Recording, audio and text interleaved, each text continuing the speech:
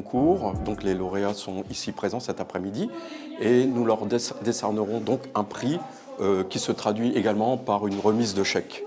Mais en aucun cas, c'est remettre la décoration. Ce n'est pas remettre la distinction de membres de la Légion d'honneur.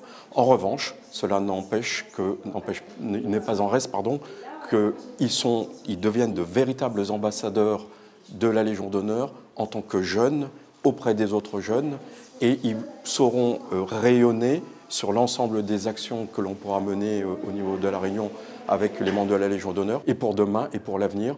Évidemment, dans un CV, c'est quelque chose une plus-value assez importante et qu'il saura apprécier pour se présenter devant ses futurs patrons. Pour nous, c'est une fierté, nous, adultes, parce qu'on est en train de... Évidemment, nous sommes dans un rôle de transmission. Nous aimons amener régulièrement conduire des actions civiques et patriotiques. Ça fait déjà 5 ans que nous sommes partenaires avec la Société de la Légion d'honneur. Donc le but, c'est de valoriser nos jeunes, mettre en avant nos jeunes qui sont en apprentissage dans nos centres de formation. Donc depuis 5 ans maintenant, tous les ans, on a des jeunes à lesquels on remet des diplômes d'engagement qui vraiment sont engagés, qui ont un parcours bien particulier, souvent des parcours un peu compliqués, difficiles, chaotiques, et qui malgré tout réussissent et apprennent un métier. Donc c'est vraiment mettre en avant ces jeunes-là. Donc encore une fois, merci à la Société de la Légion d'honneur de cet accompagnement de cette jeunesse, de la mise en avant de notre jeunesse réunionnaise. C'est important, je pense, aussi pour ces jeunes parce qu'ils débutent dans leur vie professionnelle.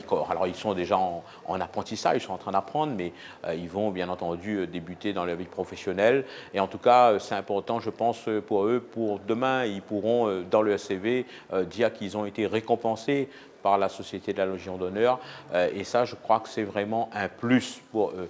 C'est une belle démarche qu'ils font et ils nous font vraiment honneur aujourd'hui vraiment de participer je dirais, à ce concours et bravo encore à eux, encore une fois. C'est une fierté pour moi et c'est aussi une occasion de mettre en lumière l'apprentissage, le CAP. On dit que c'est une voie de secours, sachant qu'il y a énormément de personnes justement qui veulent faire un CAP mais qui ne peuvent pas le faire parce que leur entourage les en dissuade. Il y a des problèmes qui font qu'elles n'osent pas se lancer. Je trouve que c'est une très bonne occasion de mettre à l'honneur justement ces métiers. Je suis en esthétique et je compte poursuivre en esthétique toujours. Éventuellement faire un brevet professionnel après mon CAP.